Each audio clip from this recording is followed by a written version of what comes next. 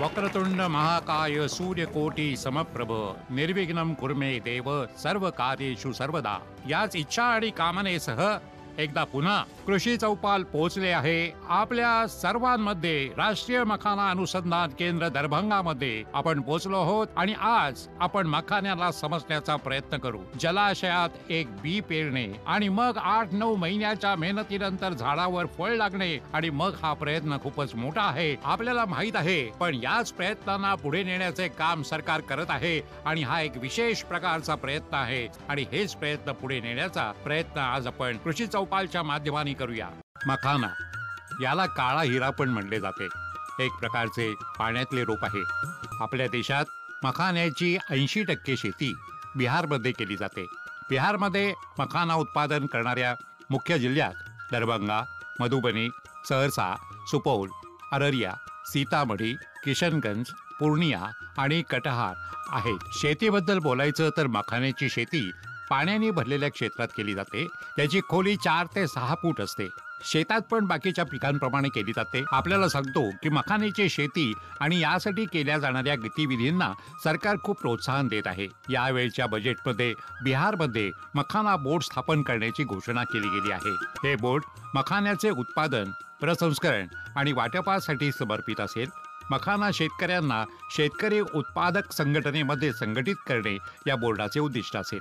बरोबरच मखान्याचे उत्पादन आणि गुणवत्ता वाढवणे, प्रोसेसिंग आणि टेक्नॉलॉजीच्या माध्यमाने अडथळ्यांना दूर करणे पण मखाना बोर्डाचे उद्दिष्ट राहणार आहे. एवढ्यातच कृषी मंत्रींनी दरभंगामध्ये राष्ट्रीय मखाना अनुसंधान केंद्रावर संवाद कार्यक्रमात मखाना शेतकऱ्यांकडून सूचना पण घेतल्या होत्या. त्यांनी दरभंगामध्ये तळ्यात उतरून मखाना उत्पादक शेतकऱ्यांशी सरळ चर्चा केली. मखान्याच्या शेतीची पूर्ण प्रक्रिया समजून घेतली आणि उत्पादनात येणाऱ्या अडचणींना जाणून घेऊन बरोबरच शेतकऱ्यांकडून सल्ले पण घेतले. कृषी मंत्र्यांनी अधिकाऱ्यांना निर्देश दिले की ICAR आणि अनुसंधान केंद्र काटेरहित मखाने बीज विकसित करण्यावर काम करावे. असे यंत्र बनवले जावे जे बोंडाला सहज बाहेर खेचून घेईल. मखान्याची मार्केटिंग, ब्रँडिंग आणि पॅकेजिंग कशी करावी यात पण सहयोग देण्याची गोष्ट कृषी मंत्र्यांनी केली. मखाना उत्पादन शेतकऱ्यांच्या ट्रेनिंगवर पण काम केले जाईल. आपण मला हे सांगा की आपण मखाना किती वेळा खातो? दिवसातून एकदा खातो, आठवड्यातून एकदा, का महिन्यातून, का मग 365 दिवसातून 300 दिवस?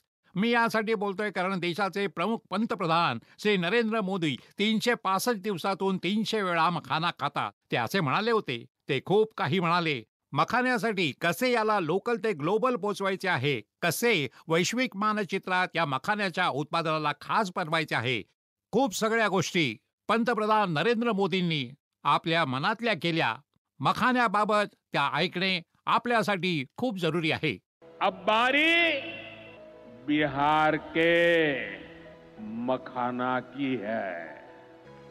मखाना आज देश के शहरों में सुबह के नाश्ते का प्रमुख अंग हो चुका है. मैं भी 365 दिन में से 300 दिन तो ऐसे होंगे कि मैं मखाना जरूर खाता हूं. ये एक सुपर फूड है जिसे अब दुनिया के बाजारों तक पहुंचाना है. तर चला सुरुवात करूया आपल्या कार्यक्रमाची फर्स्ट सेशनची, ज्यात आपण बोलणार आहोत मखान्याच्या उत्पादनाच्या प्रगत तंत्राची. मखान्याच्या प्रगत उत्पादन तंत्राची आपण चर्चा करणार आहोत आणि या सेशनमध्ये माझ्याबरोबर खास पाहुणे जोडले जात आहेत. परिचय मी आपला करून देतो. माझ्याबरोबर आहेत डॉक्टर मनोज कुमार, वरिष्ठ वैज्ञानिक आहेत, राष्ट्रीय मखाना अनुसंधान केंद्र. डॉक्टर मनोज, स्वागत आहे आपलं. माझ्याबरोबर जोडले जात आहेत BR जाना साहेब, वरिष्ठ वैज्ञानिक आहेत, राष्ट्रीय मखाना अनुसंधान केंद्र दरभंगाहून. डॉक्टर साहेब, स्वागत आहे आपले. माझ्याबरोबर जोडले जात आहेत NS राऊत सर, वैज्ञानिक आहेत, राष्ट्रीय मखाना अनुसंधान केंद्र दरभंगाहून. सगळ्यात जवळ आपण बसला आहात. सुरुवात आपल्यापासूनच केली जावी. डॉक्टर मनोज, मखान्याच्या शेतीची जेव्हा आपण गोष्ट करतो, बिहार यासाठी ओळखला जातो. बिहारची शेती, बिहारची जमीन, काय गोष्ट आहे या जमिनीमध्ये? बिलकुल. आपण सगळे जाणतो की मखान्याचे जितके पण उत्पादन होते आमच्या इथे, त्याच्या जवळजवळ 85% किंवा त्यापेक्षाही जास्त उत्पादन बिहारमध्ये होतं आणि विशेष करून मिथिला क्षेत्रात. इथे एक म्हण आहे, खूप प्रसिद्ध आहे की पग पग पोखर माच मखान ही मिथिलेची ओळख आहे. तर मखाना आमच्या मिथिलाची ओळख राहिली आहे आणि आज मोठ्या आनंदाचा हा विषय आहे.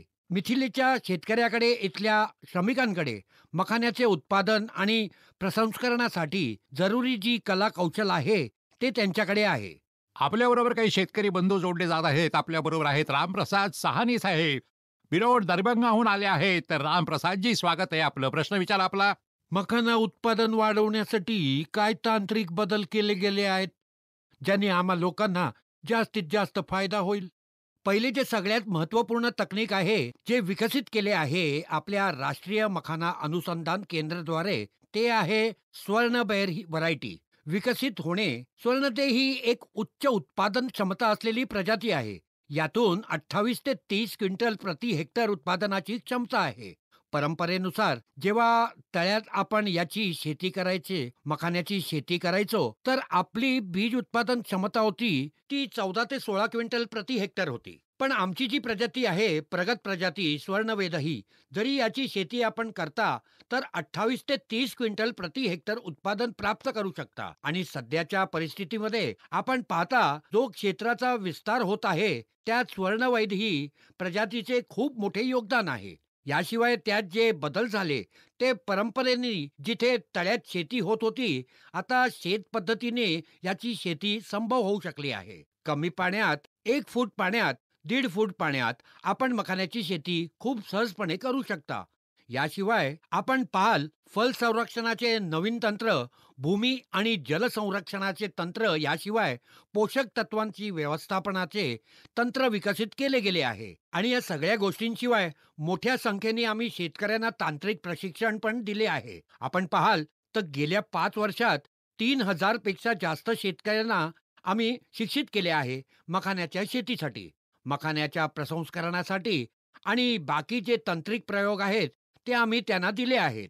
हे सगळं पाहता सध्याच्या काळात मखाण्याच्या शेतीचा विस्तार झाला आहे आणि बरोबरच आपला आणि आपल्यासारखे जे शेतकरी आहेत या शेतीशी संलग्न आहेत त्यांच्या मिळकतीमध्ये पण वाढ झाली आहे. डॉक्टर जाना माझ्याबरोबर आहेत. डॉक्टर जाना, मखाण्याच्या शेतीबद्दल तर आपण बोलतच आहोत.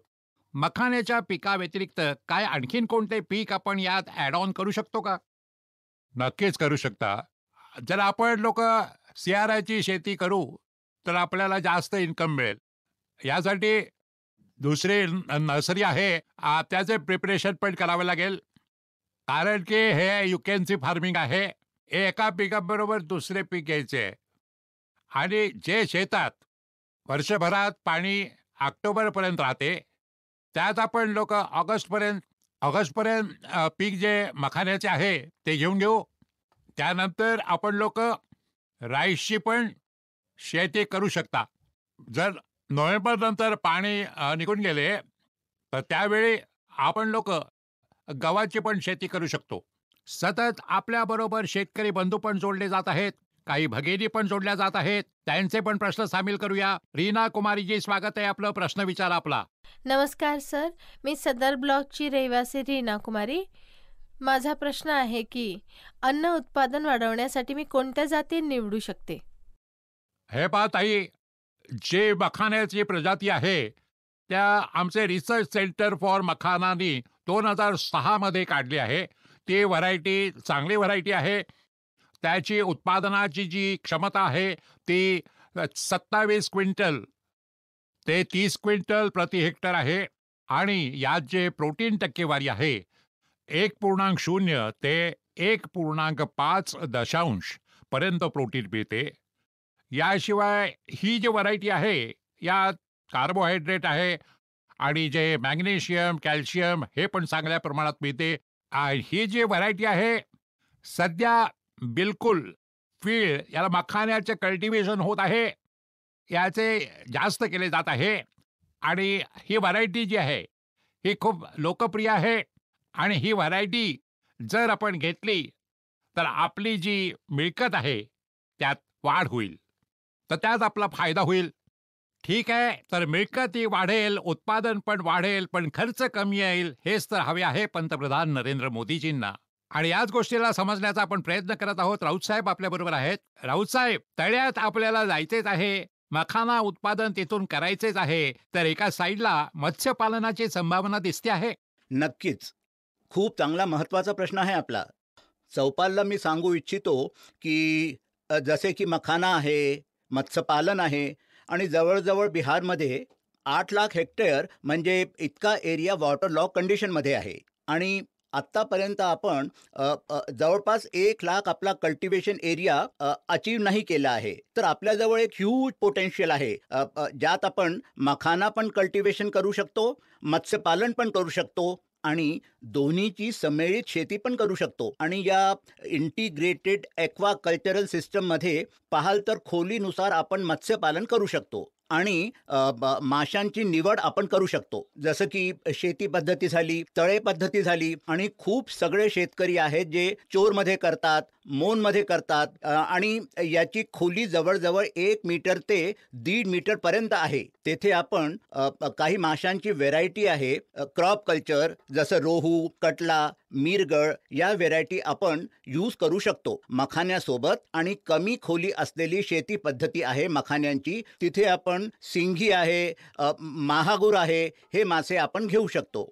ठीक आहे, ठीक आहे. काही शेतकरी माझ्याबरोबर जोडले जात आहेत. धीरेंद्र कुमारजी माझ्याबरोबर जोडले जात आहेत. जर मत्स्यपालन करतो तर मिळकत किती होऊ शकते?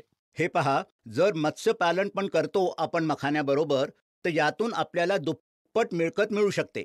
आणि खूप सगळे असे शेतकरी पण आहेत जे मखान्याशी रिलेटेड आहेत, ते मत्स्यपालनाशी पण आहेत आणि मत्स्यपालन करतात ते मखान्याशी पण आहेत. आणि काही असे शेतकरी पण आहेत ज्याचा चोर एरिया जवळपास 1 हेक्टर 2 हेक्टर आहे, ते मखान्यासह मत्स्यपालन दोन्ही करतात आणि या दोन्हींचा ते एक फायदा घेतात आणि जवळजवळ विंटरच्या सीझनमध्ये मखान्यांची बियाणे पण काढतात आणि मासे पण हार्वेस्ट करतात.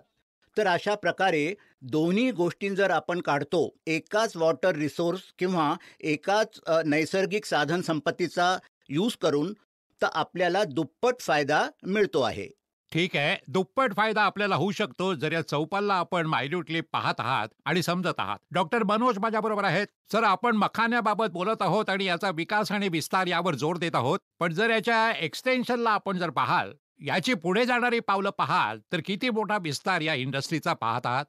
हे पहा, मखान्यातून मिळणारी पौष्टिक तत्वे, त्यात मिळणारे औषधी गुण, या सगळ्याबाबत जगात जसजशी जागरूकता वाढत आहे, तशी तशी मखान्याची मागणी खूप वैश्विक पातळीवर वाढली आहे. आणि याची वाढती किंमत यांनी आपल्या शेतकऱ्यांना खूप सुवर्ण संधी दिली आहे. पुढे येणाऱ्या भविष्यात मखान्याचे भविष्य कसे असेल हे पाहण्यासाठी मागे जे 5 वर्ष होते त्याकडे पाहाल तर दिसेल की खूप बदल झालाय. आता आपण पाहाल तर गेल्या 5 वर्षात मखान्याच्या शेतीचा विस्तार 15,000 किंवा 13,000 हेक्टरमध्ये जिथे मखान्याची शेती होती, आज 35,000 पेक्षा जास्त हेक्टरमध्ये मखान्याची शेती होत आहे. शेतकऱ्यांची मिळकत आजपासून 5 वर्षापूर्वी मखान्याच्या शेतीतून आपण प्रति हेक्टर 45,000 किंवा 50,000 बाबत बोलायचो. आज मखान्याच्या शेतीने शेतकऱ्यांची सरासरी मिळकत 4 लाख ते 5 लाख प्रति हेक्टर खूप सहजपणे शेतकरी मिळवू शकतात. याशिवाय आपण पाहाल की खूप सगळे नवे शेतकरी आहेत. या शेतीत तरुण आहेत जे मखान्याच्या शेतीकडे आकर्षित होत आहेत, मखान्याच्या मिळकतीची संभावना पाहता. एक ब्रेक आपण घेऊया. पण ब्रेकवर जाण्यापूर्वी मी आपल्याला सांगतो की आपली एनर्जी डाऊन नाही होत आहे. या टाळ्या आपल्याला सांगत आहेत की एनर्जी हाय आहे. मखाना उत्पादन आणि प्रसंस्करणात मशिनीकरण. माझ्याबरोबर चर्चेत नचिकेत कोतालीवाले जोडले जात आहेत, डायरेक्टर राष्ट्रीय मखाना अनुसंधान केंद्र दरभंगा. तर डॉक्टर नचिकेत, स्वागत आहे आपलं. दुसरे सूर्यकांत सराटे जोडले जात आहेत, हे वैज्ञानिक आहेत, राष्ट्रीय मखाना अनुसंधान केंद्र दरभंगा. तर सूर्यकांतजी, स्वागत आहे आपलं. डॉक्टर विनोद कुमार पडाला पण जोडले जात आहेत, वैज्ञानिक आहेत. सर, आपले पण खूप खूप स्वागत आहे. सगळ्यात पहिल्यांदा डॉक्टर नचिकेत आपल्याकडे येत आहोत. सर, कोणतेही कृषी कार्य आणि संचालनात या दिवसात मशिनरीचा उपयोग खूप वाढला आहे आणि स्पेसिफिक आपण मखाना प्रोडक्शन बद्दल बोलतोय. तर मखान्याच्या शेतीबाबत बोलायचं तर कसे आपण या मशिनीकरणाला इथे अप्लाय होताना पाहता? गेल्या 5 वर्षात मखान्याचे जे उत्पादन क्षेत्र आहे ते 3 पटीने जवळपास वाढले आहे. हे का वाढले? कारण की मशीन होत्या आणि या मशीनद्वारे जे श्रमाचे काम होते ते खूप वेगाने होते, काम खूप चांगल्या प्रकारे होते आणि त्याचबरोबर जे ह्याच्याबरोबर जोखीम असते कोणतेही काम करण्याची, ती सगळी जोखीमे कमी होऊन जातात. आता जसं आपण मखान्यासंबंधी बोलत होतो तर ते शेताला तयार करणे किंवा तळं आहे त्यातून गात काढणे किंवा मग मेड बनवायचे, अशा प्रकारची खूप सगळी कामं असतात ज्यात खूप जास्त लेबरची गरज असते. पण हे लेबर आता हळूहळू कमी होत जात आहेत. आता स्थिती ही आहे की येणाऱ्या काही काळात आपल्याकडे उत्पादन करणारे कमी राहतील आणि खाणारे जास्त राहतील. याचा अर्थ आहे की आपले काम यंत्राशिवाय होणार नाही. आपल्या माननीय पंतप्रधानांनी एक स्वप्न पाहिले आहे की 2047 पर्यंत आपला देश विकसित भारत असेल. तर स्वप्नात एक हे पण आहे की आपल्या कृषीमध्ये 75% मशिनीकरण होऊन जाईल आणि यासाठी मशिनांची आवश्यकता, नव्या मशिनांचा शोध लावणे आणि त्यांना शेतकऱ्यांपर्यंत पोहोचवणे, यासाठी भारतीय कृषी अनुसंधान परिषद आणि बरोबरच कृषीसाठी शेतकरी कल्याण मंत्रालय आम्ही लोक मिळून यासाठी काम करत आहोत.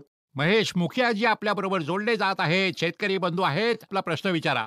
मखाना काढल्यानंतर लावा बनवण्यासाठी कोणकोणत्या वेगवेगळ्या प्रकारच्या प्रक्रिया केल्या जातात?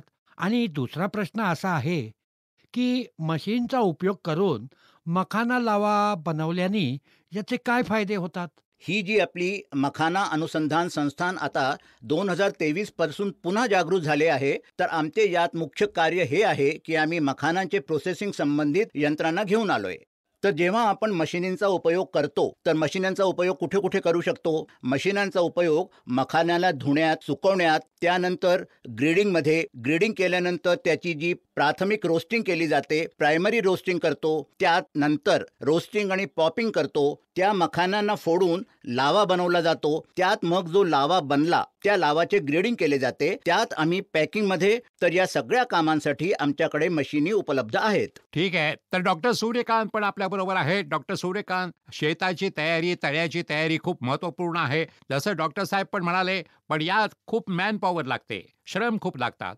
तर अशा प्रकारच्या श्रमात जिथे इतके मेहनत आहे, कोणत्या मशीनचा वापर करून कमी केली जाऊ शकते?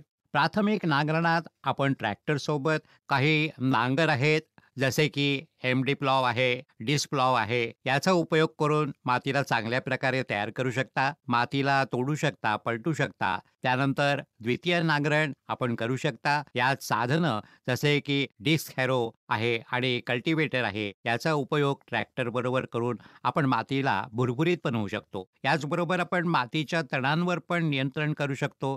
त्यानंतर मखान्याच्या रोपाला लावण्यासाठी, चांगले झाड बनवण्यासाठी होते, आपण ओली नांगरण, पाण्याचे पडलिंग करतो. त्यानंतर जो रोपाचा उद्योग होतो, विकास होतो, खूप चांगल्या प्रकारे होतो. जर छोटी तळी आहेत, छोटी शेतं आहेत, तर आपण ट्रॅक्टरच्या जागी पॉवर किलरचा पण उपयोग करू शकतो. प्रमोदजी, स्वागत आहे, आपला प्रश्न विचारा. नमस्कार सर.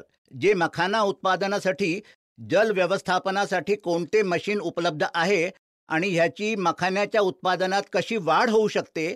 यासाठी आपण वेगवेगळ्या पद्धतीने पंप आपल्या गरजेच्या हिशोबाने उपयोग करू शकतो. यात आपण सेंट्रिफ्युगल पंपाचा उपयोग करू शकतो आणि सबमर्सिबलचा पण उपयोग करू शकतो. जर आपल्याला पाणी ओढायचे आहे आणि ते तळ्यातून आणि कालव्यातून उचलायचे आहे, आपण सेंट्रिफ्युगल पंपाचा उपयोग करू शकतो. जर आपल्याला बोरवेल आणि ट्यूबवेल मधून पाणी उचलायचे आहे, तर आपण सबमर्सिबल पंपाचा उपयोग करू शकतो. यात आपण सिंगल स्टेज आणि मल्टिपल स्टेज पंप येतात, त्यांना आपण आपल्या गरजेच्या हिशोबाने सिलेक्ट करू शकता. आजकाल नव्या पद्धतीचे सौर ऊर्जा पंप पण आले आहेत, जसं की आपल्या भारत सरकारने प्रधानमंत्री कुसुम योजना सुरू केली आहे. त्यातून शेतकऱ्यांना सौर पंप इन्स्टॉल करण्यासाठी मदत केली जाते. सौर पंपाचा पण उपयोग आपण पाणी उचलण्याकरता करू शकतो. मखाना पिकासाठी सांगायचं तर यासाठी स्वच्छ आणि गोड पाणी पाहिजे, म्हणजे की त्याचे पीएच आणि इलेक्ट्रिकल कंडक्टिव्हिटी पाहिली जाईल. तर त्याचं पीएच जवळजवळ न्यूट्रिलिटीच्या जवळपास -6.5 ते 8 पर्यंत असले पाहिजे. तसेच इलेक्ट्रिकल कंडक्टिव्हिटी 0 ते 0.5 रेजिसीमेन पर मीटर पेक्षा कमी असले पाहिजे. डॉक्टर विनोद कुमार बडाला आपल्या बरोबर आहेत. तर डॉक्टर विनोद, मखान्याच्या पिकाला पण काय किडे लागतात? कीड लागल्यावर आपण खूप लवकर रसायनं टाकतो. आपल्या मखान्याच्या शेतीमध्ये कीड खूप सगळे नुकसान पोचवू शकते आणि तसं विशेष करून पाहिले तर नर्सरी स्टेज पासून ते फ्लोरिंग स्टेजपर्यंत हे नुकसान पाहायला जास्त मिळते. जसं काही किडे आहेत, वाईट परिणाम करतात. याचे उत्पादन आणि गुणवत्तेवर, जसं त्याला महू पण म्हणतात, हे नर्सरी स्टेजमध्ये डिसेंबर ते मार्चपर्यंत याचा प्रकोप आढळतो. यामुळे हे पानांचा रस शोषतात.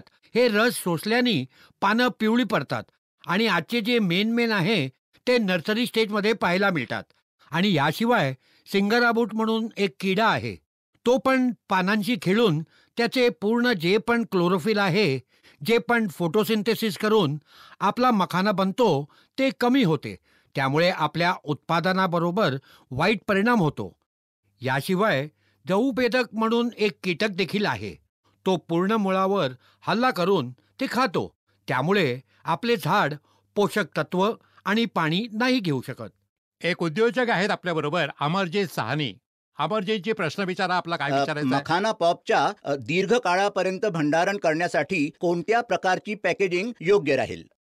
ते पॅकेजिंग मटेरियल असे असले पाहिजे जसे मल्टीलेयर लॅमिनेटेड परत. यात काय होतं, डिफरंट लेयर्स ऑफ पाऊच असतात. वरचा भाग पॉलिथिनचा बनवलेला असतो, आतला भाग ॲल्युमिनियम फॉईलचा, ज्यांनी ते नियंत्रित होते. तर त्याचा कड किड्यांचा आतंक पण रोखू शकतो. त्यामुळे आपण दीर्घकाळापर्यंत हे स्टोअर करू शकतो. याशिवाय एक व्हॅक्यूम सिंक, व्हॅक्यूम सील म्हणजे त्याच्या पॅकेजच्या आतून सगळी हवा काढून आपण मखाना स्टोअर करतो, तर आपण दीर्घकाळ स्टोअर करू शकतो. याशिवाय जो एक्सटर्नल प्रोटेक्शनसाठी सिलिका जेल पॅकेट, आणि जेव्हा पॅकेटमध्ये टाकाल तर ऑक्सिजन ऑब्झर्वंट जो प्राणवायू आहे तो त्याला ऑब्झर्व करेल, आणि जेव्हा किड्याला प्राणवायू नाही मिळणार तर किडा मरून जाईल. तर आपण त्याचे दीर्घकाळापर्यंत भंडारण करू शकतो. ठीक आहे, डॉक्टर नचिकेत आपल्या बरोबर आहेत. डॉक्टर नचिकेत, खरं तर जो सगळ्यात मोठा टास्क, जो टफ टास्क मला दिसतोय तो आहे समुद्र तळात जाणे, मग त्याची बियाणे आणणे. सर, यासाठी काही अशी मशीन सांगा की हा टॉप टास्क आज सहज होईल. आपण एक वेगळे नाव दिले, समुद्र तळाशी जाणे. हे समुद्र हा, तळच समुद्र आहे, तळ. काही हरकत नाही, हे समुद्र तळच आहे. याविषयी आम्ही एक यंत्र बनवले आहे, जे येण्या काळात आम्ही इथे कारण हे क्षेत्र आहे जिथे आम्ही जुलै ऑगस्ट नंतर ह्याची टेस्टिंग परत सुरू करू. एक प्रोटोटाईप बनवून तयार झाले आहे. मला पूर्ण अपेक्षा आहे की येणाऱ्या काळात आपल्याला पूर्णपणे मशीनने बनलेला मखाना, पूर्ण प्रोसेस, पूर्ण जी चेन आहे त्या पूर्ण चेनमध्ये मशीनचा उपयोग करून आपल्याला मखाना मिळेल, जो की हायजेनिक राहील. डॉक्टर विनोद आपल्या बरोबर आहेत. डॉक्टर विनोद, उंदीर आणि कीटक दोन्ही मोठ्या समस्या, कसा याच्यापासून वाचायचं आणि होऊ शकते की पहिल्यांदाच बचाव करावा? कीटक आणि उंदीर यामुळे मेन नुकसान होते. त्यातील एक जो खातो जो मखान्याची क्वांटिटीला कमी करतो. त्याचे परिणाम त्याच्या मलमूत्रांनी जास्त कंटॅमिनेट करतो, जे आपण विकू शकणार नाही, ज्यामुळे खूप सगळे नुकसान फेस करावे लागते. म्हणून यासाठी आम्ही जेव्हा उंदीर आणि कीटक कंट्रोल करण्यासाठी आम्ही भंडारणाला ठीक प्रकारे बनवायचे आहे आणि ते मेंटेन पण ठेवले पाहिजे. जसे क्रॅक्स आणि क्रायसिस म्हणजे त्याचे जे भोक, त्याला जे छोटे छोटे भोका असतात. पहिल्यांदा जो भंडारण केलेला मखाना, तर त्याला लागलेला किडा त्यात लपून जातो. जेव्हा नवा मखाना येतो भंडारणासाठी, त्यावर तो अटॅक करतो. तर त्याचे आजच्या पूर्वी जो आपण फ्रेश कन्साइनमेंट आपण पूर्वी तो स्वच्छ करणे, प्लॅटिंग करणे, त्याला तेव्हाच आपण स्टोअर करायचे. आणि स्टोअर करण्याच्या वेळी जी आपण आपली बॅग आहे त्याच्या 1 फुटावर जमिनीपासून 1 फुटावर ठेवायचा, म्हणजे उंदरांपासून प्रोटेक्शन मिळून जाते आणि त्याची ओळ पण वेल मॅनेज राहते.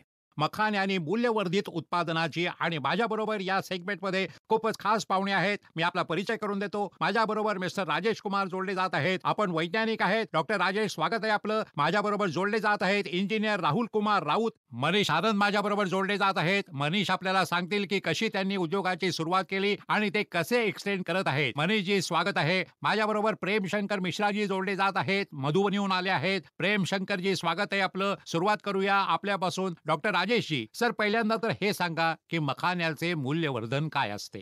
जर आपण केवळ मखान्याला पॉलिश करतो आणि पांढरा रंग जास्त दिसू लागतो, तर त्याची व्हॅल्यू पण 10% वाढून जाते आणि त्याला जास्त पैसे मिळतात. मग दुसरा येतो जो वेगवेगळ्या सायझेसमध्ये ग्रेड करणे. जसं आम्हाला सांगितले 407 प्लस 507 प्लस 610 पी, अशा वेगवेगळ्या ग्रेडमध्ये, कारण हे चांगले दिसत आहे आणि गुणवत्तेत काही फरक नाही पडत, पण दिसायला चांगला देखील असतो. म्हणून जे कस्टमर पे करू शकतो ते ह्याचा जास्त पैसा देतो. तर केवळ ग्रेडिंग केल्यामुळे कमीत कमी 610 वाला एक्सपोर्ट मार्केटमध्ये याची किंमत जवळजवळ 2200 ते 2300 रुपये किलो आहे, जे इथून पाठवले जाते. तिथल्या रिटेलिंगची गोष्ट वेगळी आहे. तर हा दुसरा आस्पेक्ट आहे. आणि तिसरा आस्पेक्ट हा आहे की जर आपण हे प्रोडक्टच्या रूपात आणले आणि त्याच्याबरोबर दुसरे सगळे मसाले मिसळले, थोडेसे तेल मिसळून ते पॅक केले, तर कन्झ्युमरपर्यंत पोहोचवल्यानंतर ह्याची नवीन प्रकारची व्हेरायटी होते, नव्या प्रकारचे प्रोडक्ट आहे. तर असे पुष्कळ सगळे प्रोडक्ट मार्केटमध्ये अवेलेबल आहेत. आमचे ICARचे लोक यावर काम पण करत आहेत आणि वेगवेगळे ट्रेनिंग तर चालूच आहे. पण त्यापूर्वी काही शेतकरी आपल्याबरोबर जोडले जात आहेत. आपल्याबरोबर प्रदीप कुमारजी जोडले जात आहेत. प्रदीपजी, आपला प्रश्न विचारा. मखाण्याच्या मूल्यवर्धनाने आम्हा शेतकऱ्यांना काय फायदा मिळेल? आपण group of farmers, farmer organisations म्हणून यात 200, 500, 1000 शेतकरी मिळून हे काम कराल तर होईल फायदा. आपले पंतप्रधान पण हेच म्हणतात, सबका साथ सबका विकास. केवळ मखानाच नाही, कोणतेही खाद्य उत्पाद जेव्हा असते तर आपल्याला हे ध्यान ठेवायला पाहिजे की त्याची गुणवत्ता आणि त्याचे जे सेल्फ लाईफ असते, म्हणजे त्याची क्वालिटी जास्त दिवसांपर्यंत बनून राहावी. त्यासाठी त्याचे योग्य प्रकारे स्टोरेज होणे जरुरी आहे. जिथे आपण त्याला स्टोर करत आहात तर ती जागा एकतर साफ स्वच्छ असली पाहिजे. तिथे डास, उंदीर किंवा कोणतेही असे किडे वगैरे, जसे तिथे काही कंटॅमिनेशन नसावे. कोणतेही प्रोडक्ट त्याच्या एक्सपायरी डेटच्या आतच आपण त्याचा वापर केला पाहिजे. मखाण्याची शेती एक खूपच कष्टाने भरलेले काम आहे. पहिल्यांदा जलाशयात बी टाकले जाते, मग 8-9 महिन्यानंतर जेव्हा झाडावर फळ येते तर जलकुंभी सारखे झाडी यातून त्यांना काढले जाते. यानंतर होते सुकवणे, भाजणे आणि सोलण्याची प्रक्रिया. या पूर्ण मेहनतीनंतर तयार होतो कुरकुरीत, पोषणाने भरपूर मखाना. आता तर मखाण्याचे प्रोसेसिंग युनिट पण लागायला लागले आहेत, ज्यांनी बिहारच्या तरुणांना रोजगार पण मिळत आहे. बिहारचे दरभंगा, समस्तीपूर, सहरसा, अररिया, कटिहार, मधुबनी, सुपौल, पूर्णिया, मुझफ्फरपूर आणि किशनगंज सारख्या जिल्ह्यात मखाना मंडी खूप विकसित होत आहे. तसेच दिल्ली, मुंबई, बंगलोर सकट कित्येक मोठ्या शहरांमध्ये बिहारचा मखाना आपला धाक जमून बसला आहे. फॉक्स मीडिया नावाने परदेशात पण याची मागणी वेगाने वाढत आहे. खूप खूप आभार आपल्या सर्वांचे. वेळ काढून आपण चर्चेमध्ये भाग घेतलात. या शोला इथेच वाइंड अप करूया. याच आशेसह पुढच्या चौपालमध्ये लवकरच होईल आपली भेट. नमस्कार.